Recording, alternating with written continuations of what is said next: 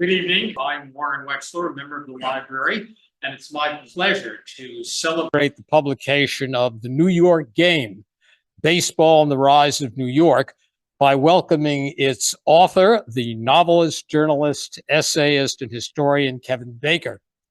Kevin has been writing about his adopted city with eloquence, erudition, wit, and perceptiveness since he arrived here as a Columbia freshman some years ago. Tonight, we'll be talking about the first in his two-volume rhapsody about our city's romance with the game that turns out to have been a 19th century local product, one that helped drive and declare our town's success. For many of us, New York without Major League Baseball is as unimaginable as the city without Central Park or its subways. Streetwise and written from the heart, the New York Game is full of fabulous characters, some of them as mythic as Paul Bunyan. In addition to the ball players, managers, and coaches visible from the stands, we also meet powerful operators off the field whose influence was decisive. Team owners, politicians, real estate developers, even an occasional gangster or two. Some played all these roles at once.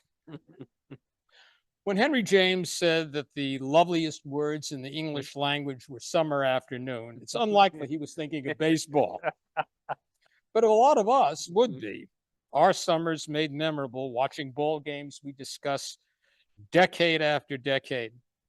Baseball links generations as we remember our wins and losses both on and off the field. And Kevin convinces us that being a New Yorker makes you more of a fan, and being a fan makes you more of a New Yorker. Starting off, even though some Hall of Famers have been native New Yorkers, Phil Rizzuto, Whitey Ford, Hank Greenberg, Lou Gehrig, Sandy Koufax. Hang on a second. There we go. There's Phil. There's a scooter. Yeah, so use this one. Yeah, and Whitey Ford. Yeah, there we go. Yeah. Hank Greenberg. Yeah. Oh. And and Sandy Koufax. Sandy Koufax, Sandy. Sandy. So you were saying, sorry about that. Yeah, it's nice to see them back. Baseball is generally thought of as a game originally played in open pastures by young men from the heartland, from the mines, from the farms, places very far from the big city streets. Why do you say that baseball is a New York game? Well, thanks very much for arranging this in the first place, Warren, and great to be here. Thanks, everyone at the Society Library. But baseball really is the New York game. This is where what we thought of. This is where what we thought of as this better. Everybody here? Okay. What we think of as modern baseball today was really kind of consolidated in New York City. Mankind, as David Block makes clear in Baseball Before We Knew It, people have been playing bat and ball games ever since they dropped down from the trees onto the savannah, probably because it looks like a good playing surface. So this went on and on. There really are like ancient hieroglyphics showing Egyptians playing the game and all. There were Polish laborers at Jamestown Colony playing an old Northern European game called long ball. So all kinds of different varieties. By the 1850s in the US, it had come down to the Philadelphia game, which had 11 players. You had one out an inning for 11 innings, or all 11 outs in a 2-inning game. You hit the ball with a DeLille. You can imagine how that went over in the Bronx, a DeLille. Yeah. There was the Massachusetts game where you got batters out by soaking them or hitting them with the ball. There was no foul or fair territory. You could hit the ball backwards. Sounds like kind of a Looney Tunes cartoon. It must be great fun to watch, but how do you put a stadium around that? No. So really the New York game, which was what modern baseball is, evolved. The Knickerbocker rules here, evolved. But people were not willing to let that pastoral ideal go.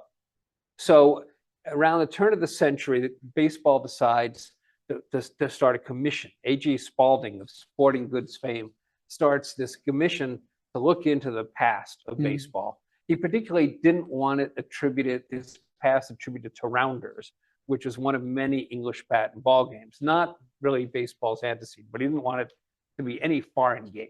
So he puts together this committee, and they come up with the founder, who is Mr. Abner Doubleday. Now, Doubleday was sort of the Forrest Gump of the 19th century. He was on hand when anything and everything happened. He's almost hit by the first shot of the Civil War fired by the Confederates at Fort Sumter.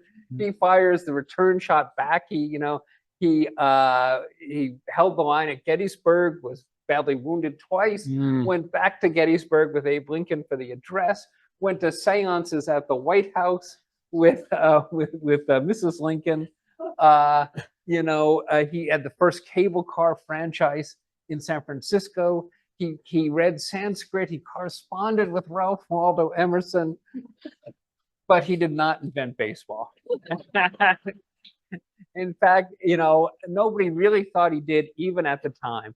One of the people on the commission was a guy named A.G. Mills, who had been his best friend for 20 years, and said his eulogy got him buried in Arlington.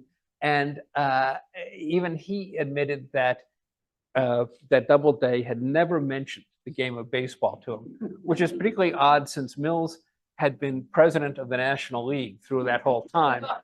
You think it would have come up, but no. Instead, and in fact, to this day, the person who's not in the Hall of Fame in Cooperstown, where he supposedly invented it, is Abner Doubleday. But a lot of those baseballs with his the town of Cooperstown found like a ball that was supposed to be the first one used. Even it's all a crock and a very inventive one.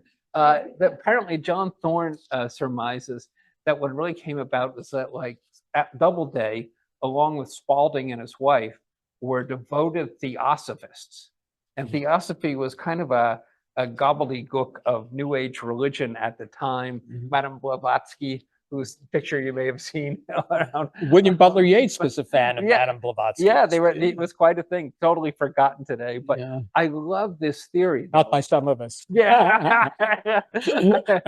I love this theory, though, because it's almost as if today a group of Scientologists decided that, instead of Dr. Naismith inventing basketball, it was, L. Ron Hubbard. So no, they did not start the game. The Egyptians were playing it, everybody was playing, but it was not anything to do with Abner Doubleday. How did the game get started here? What was it about New York City that made it seem like fertile ground for starting a league and bringing players to the field? Well, basically, all kinds of things. You could, with the New York game, you could put a stadium around it. You could get fans in. They charged them a fair amount of money for the time, too, like 25 cents for big matches. And you could bet on it. Americans bet like crazy on everything. American men gambled constantly on everything. In New York, before baseball, your options were somewhat limited. There was bear baiting. There was rat baiting, where you would bet on how long it would take a trained rat carrier to kill 100 rats. These were less than ennobling sports. So baseball seemed very clean and bright and fresh Progress. compared to this.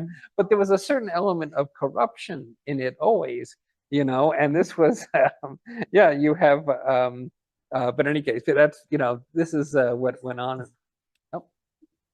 But this is the sort of thing that went on here, why it was so attractive. And you had, it came out of kind of the street culture too. At the time in New York, all the fire companies were volunteer companies, and they would sort of compete against each other. They'd race to a fire and then compete over who was going to get the hydrant. They'd have a fight about that.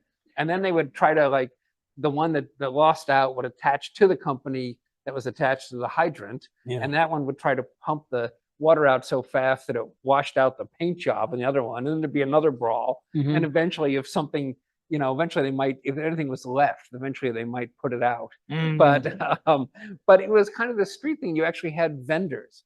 Mhm. who would go around and say, like, have a good piece of ham and a nice, wash it down with a nice dram, to the hardworking firemen and the spectators. Yeah. You had fire tenors who would sing. They were favorite fire tenors. There were little boys Mhm. who worshiped the firemen and would chip in to buy lanterns and belt buckles for their engines. So Mhm. this was kind of all evolving in the city, and it goes very naturally Mhm. to baseball. Baseball, yeah. I was very taken with your portraits of some of those early capitalists. Yeah. Among them, there were two men addressed as colonel who were not colonels. Yes. They were just called colonel. Also, a man who was an alcoholic gambler, a man who managed to get a ballpark named after him for very slippery reasons. Uh, would you tell us something about these characters, the first owners, the first Yeah. generation? Well, I mean, first off, going way back, one of the very first owners of the New York Atlantic, no, I'm sorry, the New York Mutual, was Boss Tweed, seen here. Huh. And lo and behold, his team very early was suspended for hippodroming, that is, throwing games.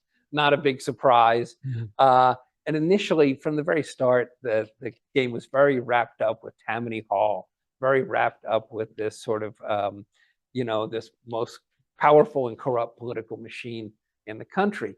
The Yankees were not, the American League was not allowed to put a franchise in New York until they allowed Big Bill Devery, the most corrupt police chief in the history of the city, which is saying something. It sure is. He was, Lincoln Steffens said that he's a great character, but he has no more business being police chief than the fish man has being in charge of the aquarium. And his co-owner, Frank Farrell, he's the guy in the top right who looks kind of like Buster Keaton, looking to get out of a desperate situation. He ran the biggest, he ran the biggest gambling operation in the country at the time. So these were the sort of compromises you had to make. As you move on, you have the colonels you were talking about. Yeah. Jacob Rupert on the far left. That's the commissioner. Kennesaw Mountain Landis in between. This is Tillingast Lomdieu Houston, not the other colonel. Believe it or not, he was the self-made man. Rupert was the guy who inherited a brewery. Nice work if you can get it. Yeah. Houston was the guy who made a fortune on his own. He was this engineer. They were both honorary colonels. Yeah. And this is opening day at the original Yankee Stadium. That's Harry Frazee right next to him, celebrating Yankee Stadium opening, which he had made possible in part by selling off all of the Red Sox to the Yankees. So this was the sort of, the sort of way business was done here. Well, you have this case where he sold it off to get the Yankees to buy the buy the Yankees. Well, Frazee sold players to the Yankees. And and Babe Ruth. Yeah, and an interesting thing too, Rupert and Houston, who they used to call the man in the iron hat. This is one of the rare times he doesn't have his bowler on. Yeah. The two of them initially, the Cubs were for sale, and the heads of baseball said, "Why don't you buy the Cubs?" And they said, Rupert said it's too far from Broadway in his German accent. So this, think of how different baseball would be if they had bought the Cubs instead of the Yankees. But they bought the Yankees, and Frazee sold off. Frazee was also a Broadway producer, and this is indicative. Like at the time, the top baseball teams made maybe $130,000 in profit. On Broadway, you could make $10,000 a week in profit. So it was no wonder he sold off the team to benefit his production, such as No No Nanette, which he became infamous for in Boston. This is Horace Stoneham, the bucket shop operator, the sleazy Wall Street broker who owned the New York Giants baseball team. He may have actually killed two different women for their money to fund his operations. He was a thoroughly scandalous character, but he owned the Giants. That's his son, Horace Stoneham, who moved the team to San Francisco eventually. That's him with Rupert. having a good old time, you know. Where was the press in all of this? Oh, I mean, these scandalous characters Oh. seem to have gotten away with, in this case, murder Oh yeah. twice. Oh yeah, his in fact at one point with one of the killings, he told the press he had nothing to do with it, and his press guys put out that he was really depressed and couldn't see anyone because little Horace Stoneham had just died of drowning. Well, as you can see, Horace made it to. Unfortunately, Horace made it to maturity.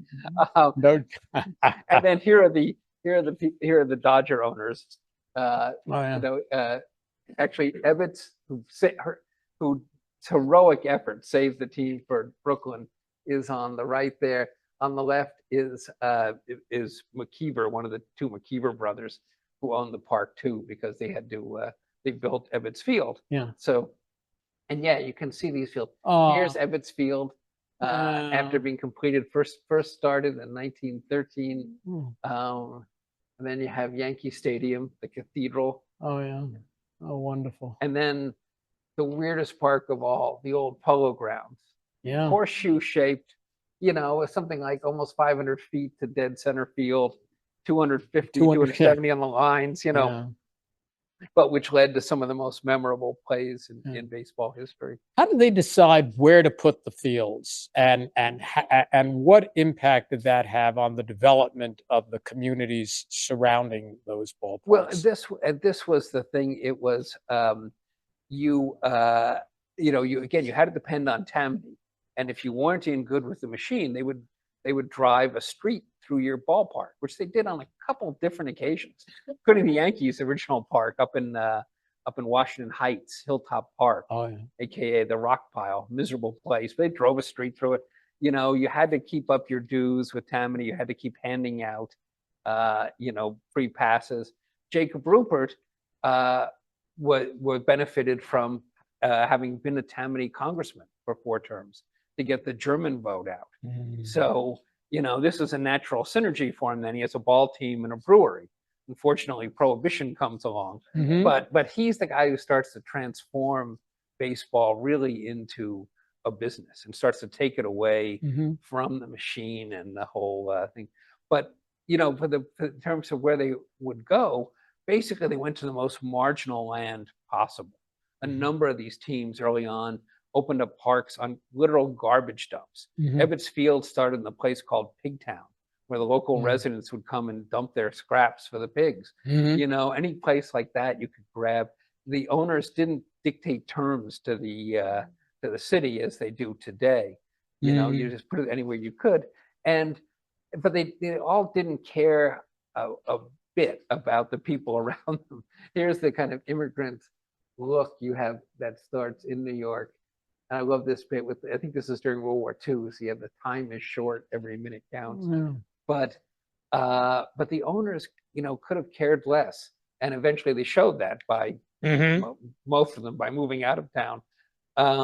They were just there to make a profit. On the other hand, they weren't subsidized either. Yeah. One of the facts in your book that seemed to me quite intriguing was that in the 1890s, 2 out of every 3 New Yorkers was born somewhere else. Yeah. What did baseball have to do with the assimilation of people becoming Americans, becoming New Yorkers? Yeah, you know, a good deal. And you can kind of see it here and see how New York was. People started playing baseball right away. You know, it's funny, you know, you would have thought they would have come over here and played soccer. But in America, soccer is the sport of the future, and it always will be. You know, you know, they played baseball, and you know, they took to it in all these empty. You know, that was another thing that what made New York the kind of the center of baseball early on. You had all these empty lots, and the city kept expanding rapidly. But you'd go to another empty lot and play ball there. So it was very much the city game. You'd play variations like stickball, which Willie Mays famously played. Also, Mickey Mantle. They would go out and play in the street. You know, Lou Gehrig would go home after ball games, play with the local kids. So you were right by. It's you know, it's almost the way. Mantle also used to like walk from where he was staying at a hotel, like I think the St. Pierre. He walked to Yankee Stadium Um, it must have been amazing. It must have been like seeing hill gods. Hmm. Before we had sky gods, seeing hill gods walking Yeah. through there, it made the players all the more exciting and amazing to them. A friend of mine grew up in Pee Wee Reese's apartment building Yeah, in Brooklyn, and it's the thing he remembers most vividly about his childhood. yeah. The Uh, Dodgers would all lived in the neighborhood. All lived in Brooklyn during the off season yeah, too. yeah, The Yankees tended to live. They lived in a motel a little way away from the Bronx yeah. in the 1960s. They walked So among us. yeah, yeah, Yeah, they did. yeah, which was very different. You mentioned Tammany Hall before. Yeah. Arnold Rothstein, was a large figure in the largest Yes. scandal of Yeah. baseball. Tell us something about his connections with Tammany and what he did and what became of him. Yeah, well, Rothstein was everybody, people nowadays call him a gang leader or this or that. He was not the head of a mob. He kind of financed the mob and any other skullduggery you might have in mind. Mhm. You sought out Arnold usually at Rothstein's, usually at Lindy's or at Rubens, which was right across the street Yeah. from the Ansonia. And you went there and he would be hanging out there looking for opportunities. Mhm. And he fixed the 1919 World Series and did it in such a brilliant way that people didn't catch him at it. He had a Mhm. plausible deniability. But this is very much, he was also connected to Tammany, which crime was, which entertainment was. Everything ran through this political machine. Yeah. And so when the head of Tammany, longtime head of Tammany, dies in the 20s, Charlie Murphy, um, his successors aren't as capable. And then Rothstein gets killed over a game, a card game in a Mhm. hotel, and that's sort of everything sort of breaking down into chaos, Mhm. and it's all going to change in the Depression. Yeah. Yeah. Yeah. Sure. Yeah. I wasn't exaggerating when I said that some players have assumed mythic proportions. Yes. I think you could say that what Einstein is to quantum physics, what Satchmo is to jazz, Louis Armstrong, Babe Ruth is to baseball. A person of astonishing talent and insatiable appetites for everything that life put in front of him. Uh, what do you think is most compelling about Ruth? What was Ruth's impact on the game? And is the game imaginable growing into the pastime that it did without Roots having been on the scene? Yeah, Ruth is amazing, and it's great that you evoked Louis Armstrong because they both get out of a home at the same an institution at the same in the same year Yeah. in 1914. Tells you kind of the power of American popular culture at this point, the talent and energy there.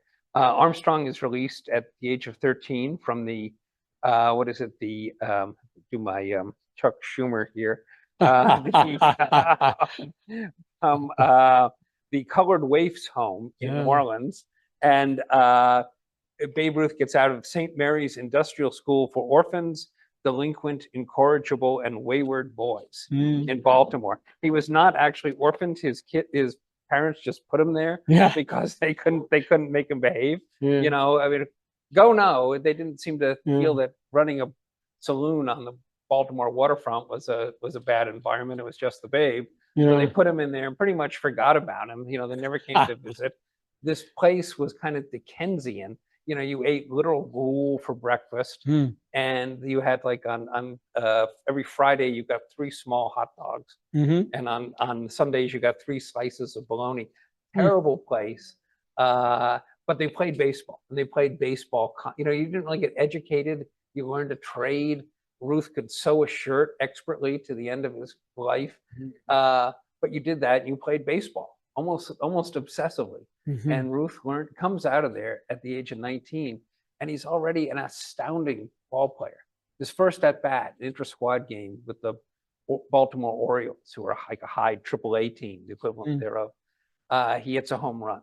He first game he pitches the complete game win against the Philadelphia Athletics, who are the defending world champions. Mhm. I mean, he's really this natural, and he's kind of astounding. And he gets, by the time he gets to New York, it's really the man and the city and the time, 1920s, are perfectly met. He's just this larger than life character.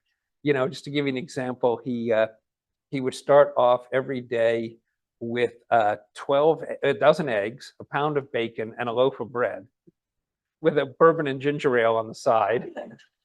He'd have 6 hot dogs before the game and send out the clubhouse boy for Yeah. more during it. Mhm. He'd have a big dinner, sandwiches at 4 a.m. before he turned in.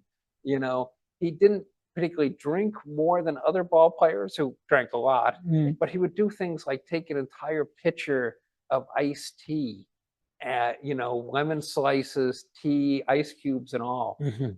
and slug it down. You Mhm. know, stuff like that. It seems Rabelaisian. You Mhm. know, it's Yeah. one of his teammates, Wade Hoyt, said all the uh, all the lies about Babe Ruth are true. Yeah. And he, and he did seem like this Paul Bunyan character. You know, you mentioned it. Like Don Mattingly comes to the Yankees and comes up to the Yankees in 1983, and the clubhouse guy is showing him around, and he says, you know, that was Babe Ruth's locker, and Mattingly says, you mean Babe Ruth was real? And he has confirmed that. He thought he was like this mythological character. Why wouldn't you? You know, he'd go bat around the city in one of his monogrammed maroon Packard touring cars, often crashing it. Mhm. He would change his silk shirts and silk underwear 6 or 7 times a day. He was just so glad to be out of this orphanage that he Yeah. would kind of run around madly. And the Yankees used him as a huge cash cow, which he was. He was very well paid, even for the time. He made 80,000 a year, which was a lot in the 20s. But the Yankees would play like at least about 15 exhibition games a year during the season. Mhm. And then he would go on barnstorming tours after the season. And in these games, which were played everywhere, any town which could put up the money, Ruth would do things like he'd lead the local band, he'd put on an Indian headdress, Mhm. he'd, you know, and eventually usually ended with like he'd pitch the game, you know, in between like it would end with like all these little boys coming out and jumping in his arms, Yeah. you know, and he was just newspapers would run things like what Babe Ruth did today, you know. The story I love the most is the Yankees would go down to play the Athletics and Philly, and they get off at North Station in Philly and walk to Shibe Park, and the word would go out, Babe Ruth is coming, and adults would run to the windows, and all these little kids would run out and jump in his arms or jump on his back, and he'd usually come to the park with, you know, several kids kind of clinging to him, Mhm. you know, and it was, and he seemed to love it for the most part. He probably had ADHD. He was very kind of, you know, like to constantly stay active, although it wore on him at times. There's a really poignant incident in May of 1929 when there's a sudden lightning storm Mhm. and people are rushing out of the right field stands in Yankee Stadium, and they kind of trample each other. And he, you know, he's like 34 years old, but he goes up there, you know, and there's this one young woman, 17-year-old woman named Eleanor Price, who's very badly hurt, and the police are pulling her out. He goes out and carries her to the Yankees clubhouse, where she's mortally injured. She dies with him stroking her hair, and he took like 2 weeks off after that. He seems to have been crushed by this, and then he was back to, you know, being Babe Ruth again. But Mhm. eventually, you know, it was sort of like all the, you know, all the craziness of his life kind of caught up with that. Yeah. Yeah. There were other uh, ball players that you described memorably. One of them being Christy Mathewson, who seems in Yeah. some ways to be Babe Ruth's opposite number, if not Yes. as singular in his skills, a completely different way of addressing the world, his sense of himself relative to the game and the society were very different. Yeah, and Mathewson was such a great character. He was really the first superstar in the 20th century. That's him to the right with his manager, John McGraw, Yeah. completely opposite backgrounds. Yeah, Mathewson was sort of the all-American boy. and he comes to the Giants, and he would say stuff like, "If a man cheats on his wife, he'd probably betray his country too." And nobody could stand him at first. They'd make fun of his voice and all this. But real lesson in guys coming to New York and adjusting to being stars here. Yeah. He really learned to get his teammates to love him, which they did. He would go Mhm. out and gamble with them, go out and brawl with them on the field. To this day, he's still, there's still in the at St. John the Divines, they have a stained glass window celebrating sports, and he's the character celebrating baseball. It's his image in that, so nonetheless, he was somehow able to maintain this image and he and McGraw, completely opposite backgrounds. The Mathewsons were very waspy, he a college man, etc. McGraw had come up as this person like on his own, basically, Irish Catholic, very foul mouthed, very much a kind of angry guy half the time. And yet they and their wives shared an apartment for years. I think that's the only time a superstar and a manager shared a place. So they were just a terrific story. Even as successful as it was. Yeah. And any other of these people who you particularly enjoyed writing about? Oh, well, there's you can't go wrong with Casey Stengel, seen here on the Dodgers, who he played for. I foolishly left out his New York Giants. He played for the Giants as well and learned managing under McGraw. They went on to the Yankees, and here he is near the end with Yogi Berra, who he turned the reins of. It was his coach with the Yankees and then coach with the Mets too. Yeah. So Stengel was a amazing character, great manager when he had good teams with him. Near the end of his career, when he looked like this, Warren Spahn, who was on the Mets, broke Kid Nichols' record for wins in the National League.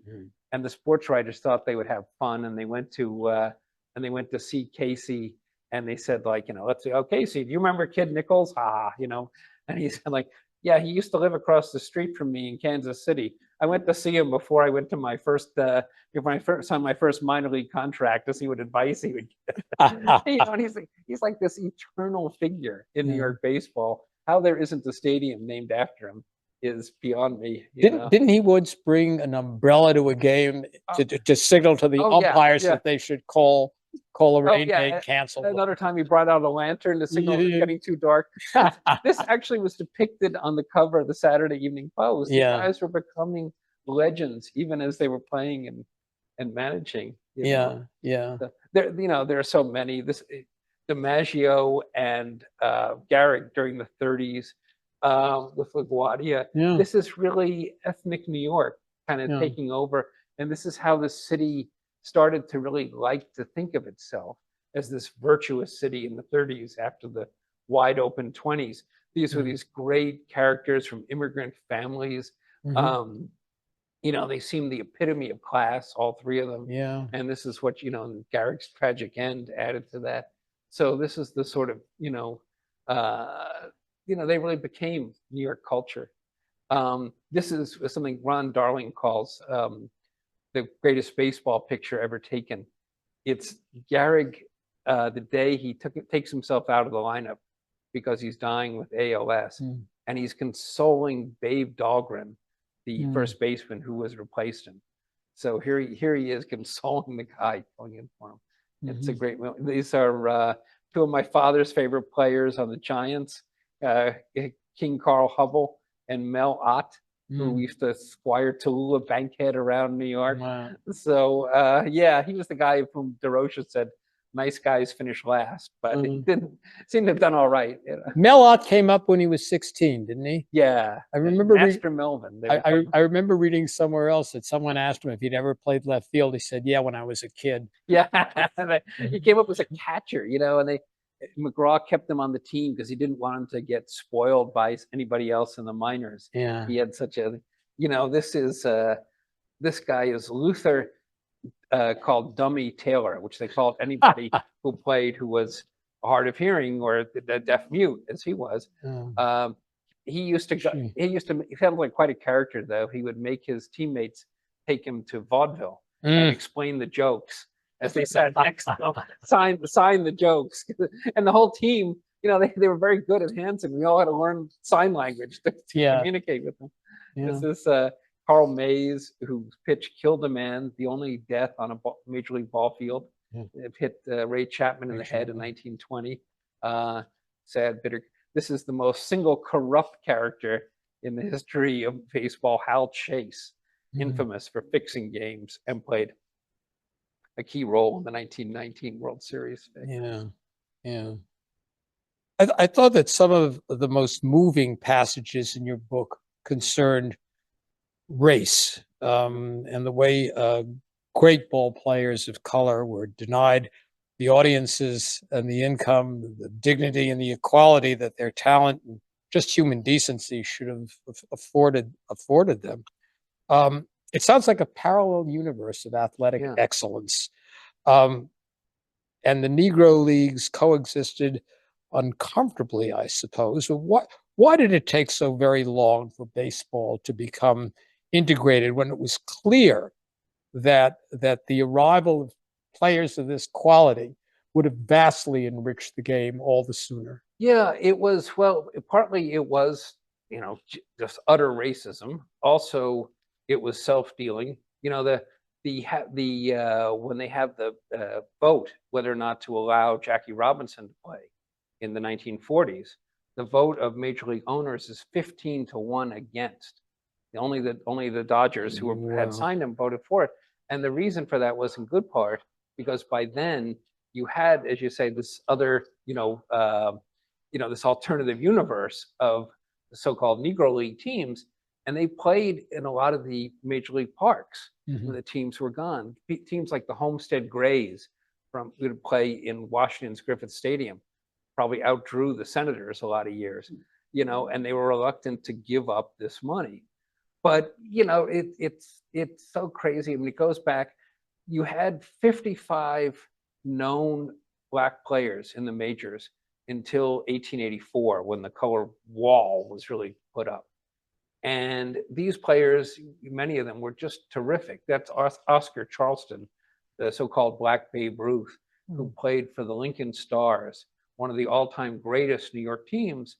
And they were playing on these awful ball fields, these kind of almost playgrounds around the city.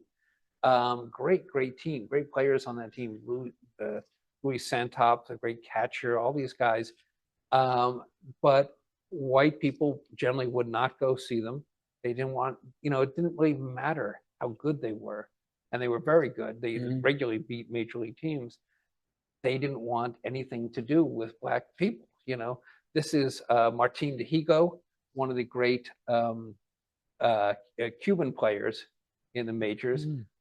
Probably the only guy who both pitched and played anywhere near a level Ruth did. And he played almost every position on the field. An outstanding pitcher. He's in 3 halls of fame now in Cuba, Mexico, and the US.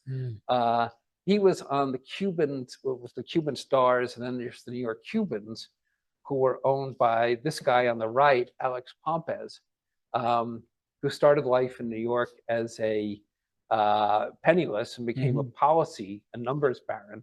But he really loved baseball. He starts the Cubans. He builds them a park with lights before the major leagues had that, the Dyckman Oval up by the Dyckman houses. He was, and he's in his cigar store running his policy business.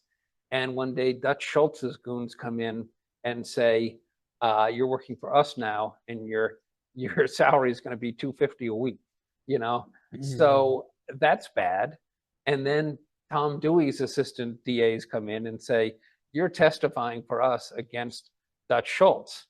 And so his first inclination is to go to other Hispanic policy barons and black policy barons in Harlem and say, why don't we kill Dutch Schultz? And they're not up for that. They rat him out. So he does the only logical thing. He takes off for Mexico City. He lands at the Mexico City. He's gone for 2 years. By the time he comes back, Dutch Schultz is dead. Somebody else knocked him off, and he's in the clear, even though he's being kind of booked here. But his ballpark is gone, and he has nowhere to put his team. his team becomes the one and only Negro League team that serves as a minor league for a major league team, the New York Giants. And he becomes this guy who funnels all these great Black and Hispanic players to the Giants, helps sign Willie Mays, and Orlando Cepeda, Juan Marichal, Wow. you know, the Alou brothers, all these guys, and ends up in the Hall of Fame. But Yeah. that's kind of the alternate universe people had to build for themselves, at least until, and sort of after Jackie Robinson becomes a major leaguer. This book takes baseball to 1945. Yeah. Just before Jackie Robinson comes on the scene. As baseball moved through the Depression and World War II, broadcasting became part of the game's life. Who are the people whose voices brought baseball to the city, and how are they regarded by fans? How did fans make the distinction between listening and being at the ballpark, and how did that affect the character of the game? Great question. I mean, early on, baseball was really afraid of radio, and they didn't want it. They didn't want their games broadcast on it. They figured nobody would come out and see them if they could listen to it on the radio. They didn't get that this is like a great advertisement for them. So it took years until later in the 30s, Larry McPhail, this rather erratic owner, that takes over the Dodgers and brings up Red Barber from the old redhead, from a guy born in Mississippi, raised in Florida, but comes up and becomes the first steady radio broadcaster, beloved in Brooklyn, beloved all over the city. And then the Yankees eventually get Mel Allen from Alabama. Yeah. And they, you know, he comes up, and this becomes a thing. This is incidentally Barber on early TV. The first game broadcast on TV was in New York City too. It was I think a Columbia-Princeton game up at Baker Field, and the Dodgers had the first televised game. And this is him, you know, trying to, I guess, keeping track of who's on what base and all that. Wonderful picture. But yeah, he was just a terrific character. Had all these wonderful kind of Southernisms. He'd say somebody's sitting in the catbird seat, you know, or the bases are FOB for, you know, full of Brooklyns or full of bums. The team was also called, you know, and became this terrific, you know, guy, just bringing the, you know, and, you know, it was an education for him too. Jackie Robinson comes on the team, and having been brought up the way he was, and where he was, Barber was wondering if he should be broadcasting games still. And and he said he prayed on it some, and his wife, he comes back and says, I don't know if I can do this. And his wife said, well, why don't you have a martini and think about it? So it's really a great advertisement for a mixture of Christianity and gin. And he decided that he could indeed broadcast the game, and became friends with Robinson, and, you know, was ashamed of his old attitudes. But you know, it's a great moment for that. Well, I could go on asking you questions all night. These are wonderful answers, and it's a wonderful book. But I think it's the audience's turn to ask questions. Yeah. So let's open the floor. Anything. Yes. Yeah. It's, I believe, a little after your time, but it's still a good story. What did, I'm guessing, Pete Hamill tell you about when his story about, what was it, with Jack Newfield? Yeah. Oh, yeah. The Jack Newfield, talking about Pete Hamill and Jack Newfield supposedly put together a list of the three most awful people in world history, and or it supposedly had the same list. It came out to Adolf Hitler, Joseph Stalin, and Walter O'Malley, who moved to Dodge. And the O'Maras. Yeah, the O'Maras. Yeah, yeah, yeah. Guys, yeah, sir. So much of New York baseball has been mythologized, and talking about Babe Ruth, one of the stories I always go back to is he had a series of tests done to him at Columbia where they sort of examined him as an athlete, and they found that his stamina was off the charts, and he had what they called nerves of steel, which today we know correspond to like the quick twitch muscles that Right. baseball players have. So in your research, like clearing away the mythology, what was like one of the most striking things, most interesting things you found about New York baseball, about some of those characters that's beyond some of the popular culture that we hear about? Well, yeah, that's an interesting question. They did, at some university did examine Ruth to see if he had any kind of, and he had very good reactions, he had very good eyesight, very good hand coordination, which you would expect though with any major league ball player. The main difference they found, and I have no idea how this translates, but instead of the average person, the average man has a chest expansion and breathing of 2 inches. Ruth's was 6 to 7 inches. Why this is different, I don't know, but you know, made some kind of difference there. So, yeah, these players were, you know, there are all kinds of stories about the old time players. There was Johnny Evers of Tinker to Evers to Chance, who would play a crucial role in the most tragic maybe of New York games in this time in 1908. Supposedly, he could not wear a wristwatch. Watches all stopped dead on his body. Something about the electricity on his body. That's, you know, that's one of the odder things. You know, so it's interesting. Yeah.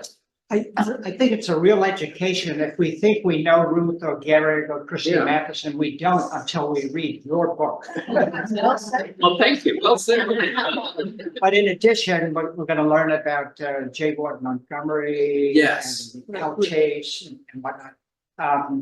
But I'm also thinking, you told the early stuff with Henry Chadwick, which was just a real education, learning how baseball developed in structure and whatnot.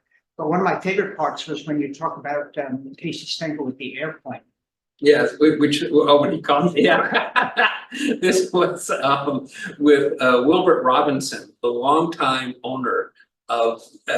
manager of the Dodgers, who for a while the team was called the Robins. He was this beloved, that Robins then became the Flock until the Dodgers moved out of Brooklyn. They would still have headlines saying Flock takes 2, Flock. Robinson had one stunt, he said he was going to catch he'd been a great catcher in the majors himself before becoming manager. He was going to catch a baseball dropped from an early airplane. So all the baseball was dropped and he comes down and catches it and the baseball explodes and it's covered in liquid. And he's going, you know, oh my God, I'm bleeding. I'm killed. And it turns out it was Casey Stengel in the airplane who dropped a grapefruit. You know? That splattered, you know, all over the planet. You know, they had a lot of fun. So, I remember reading all these baseball books as a kid and like the oddities of some of these players at the beginning, like kind of during this transitional period, right? Where you have somebody who was really short in stature, so their strike zone was only this big, or somebody who was very overweight, so they get hit by the ball more frequently. You can talk to just some of those fun things, because there's an entertainment value in baseball that I think is very different than just the straight competition. Well, the classic example was when Bill Veeck owned the St. Louis Browns, a benighted team, and up attendance at one point he had a circus little person, circus midget as it's called, Eddie Goodell, pinch hit, and he couldn't get the ball across, so he got to walk. And you know, baseball cut that out. But you know, you would do all kinds of things to try to get the attendance up. Although it was odd, you know, baseball didn't get into broadcasting. They didn't get into night games until the late 30s when they were desperate. You know, and you think that they would do that earlier to get fans out. You know, you weren't going to leave a job to just go and in the middle of the day and go see a game.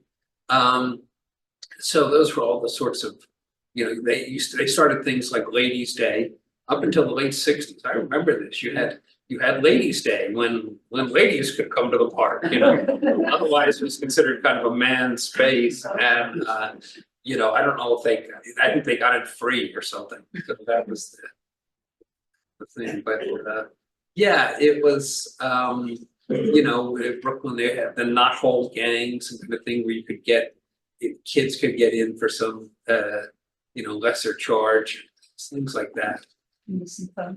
Yeah, the Dodger Symphony. Yeah, I have a kind of question. My mom, when we was listening, her mom and her when she was listening.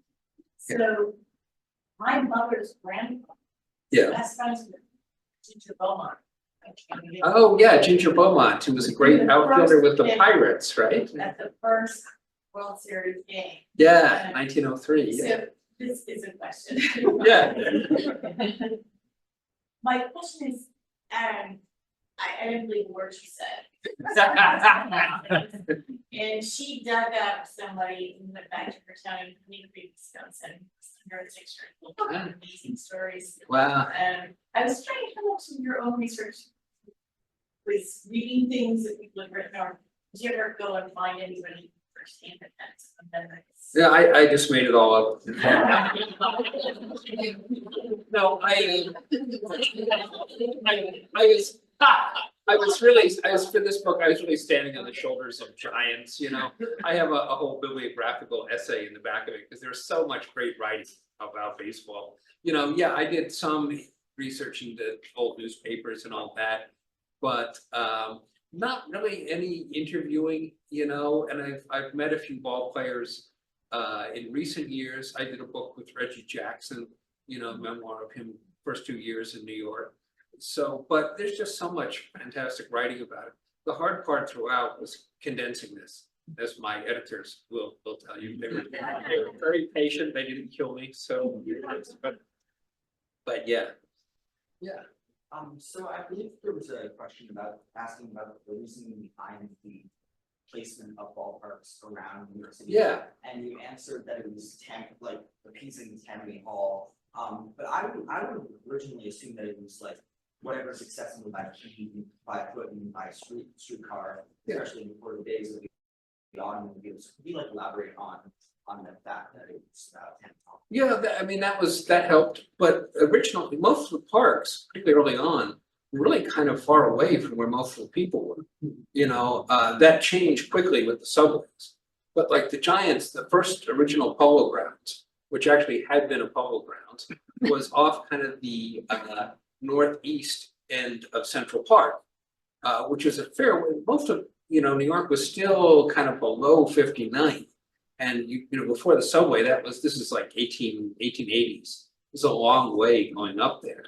The gentleman who owned the Giants also owned the New York Metropolitan, no S, the original Mets in the American Association. He put them in what he thought was a great waterfront park on the east side, east side, on the East River.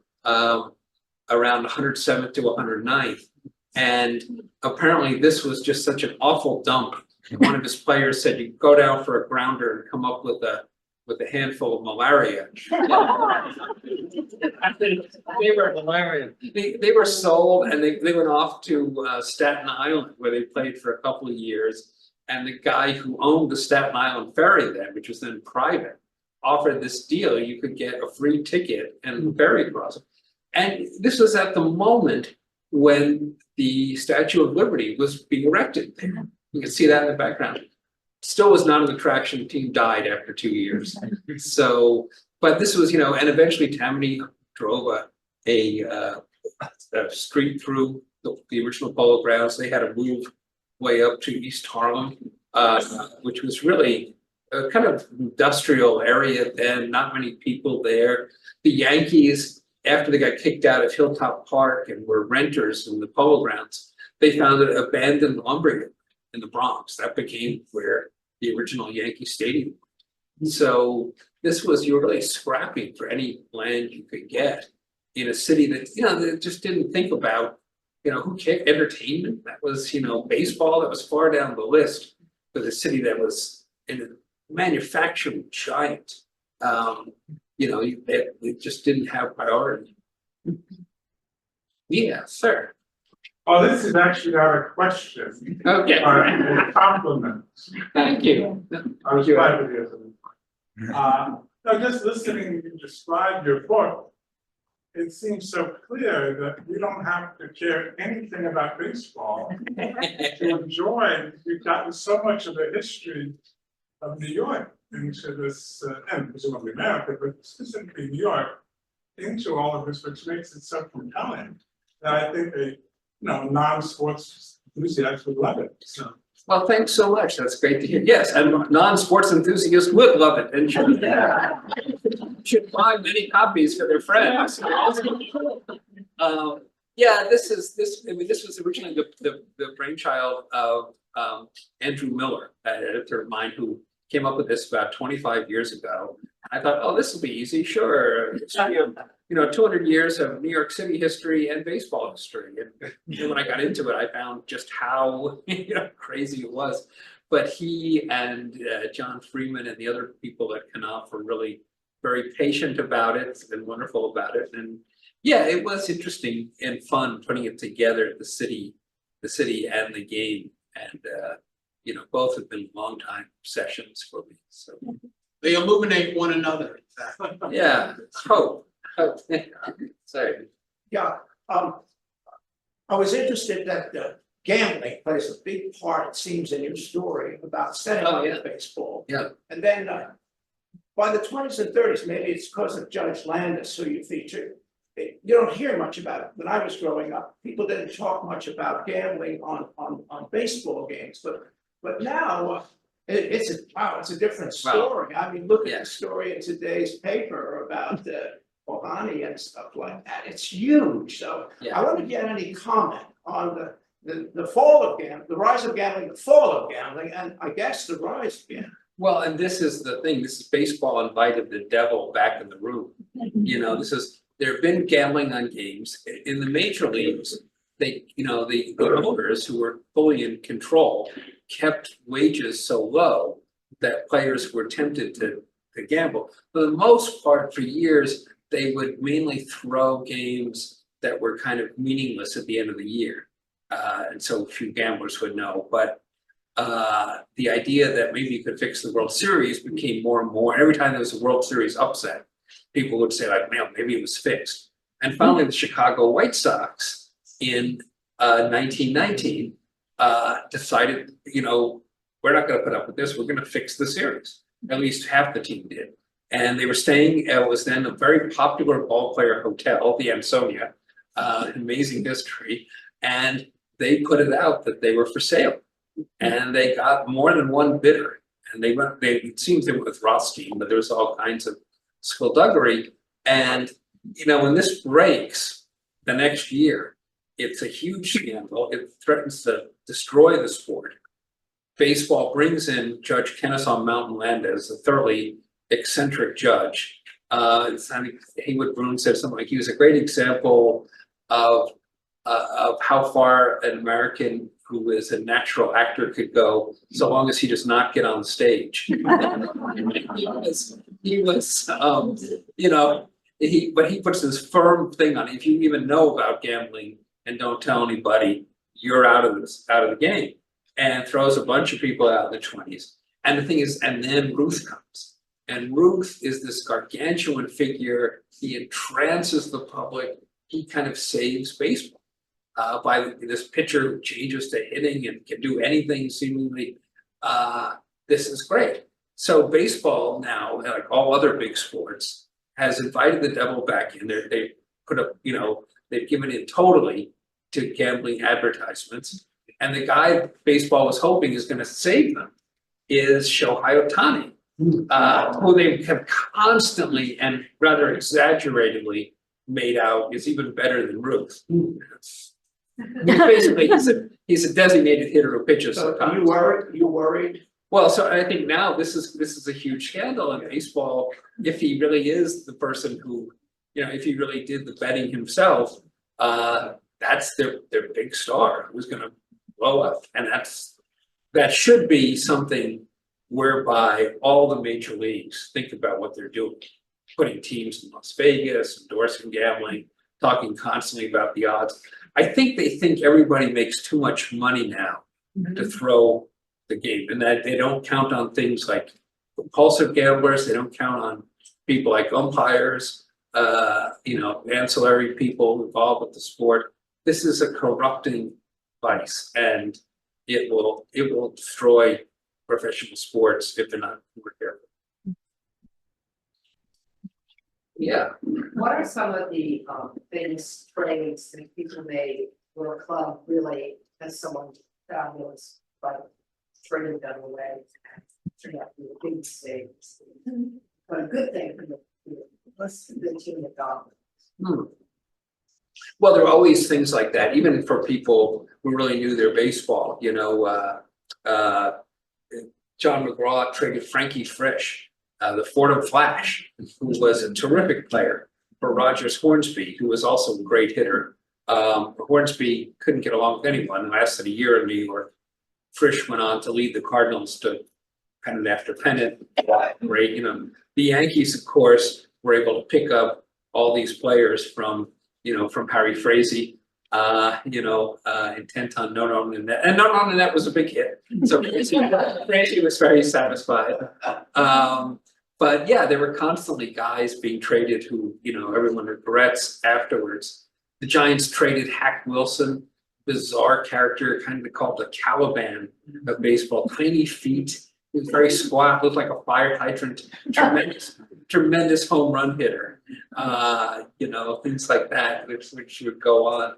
Nobody is 100%.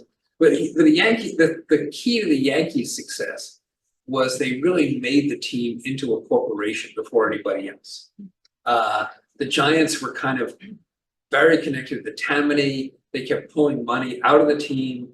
They were the favorite team of the Irish. They were the favorite team of New York until Rupert bought the Yankees.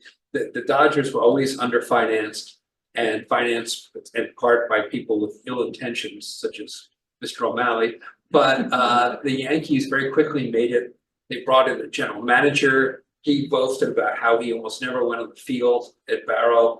They had another general manager to succeed him. They got these very professional managers. And that was sort of the route to their success. So Nolan Ryan. yeah, Nolan Ryan. We get into book 2. Yeah. We'll have all the Mets' horrible attempts to get a third baseman in the 1970s, which led to some of the worst trades in New York history. Yeah, Jim Fregosi for getting him for Nolan Ryan. Amos Otis for Joe Foy. All these guys. It's a terrible legacy. Have you one more question? Yeah, sure. Yeah, one here. I liked in the book how you described the professional sports leagues as essentially, cartel. Yeah. In any other industry, by like antitrust law. Yeah. Could you sort of talk about some of the challenges to that from this theory? You talk about the Players League or other leagues from that period? Yeah, great question. It was, that's why I was kind of, as far as I can tell, and I can't, I can't be sure, right?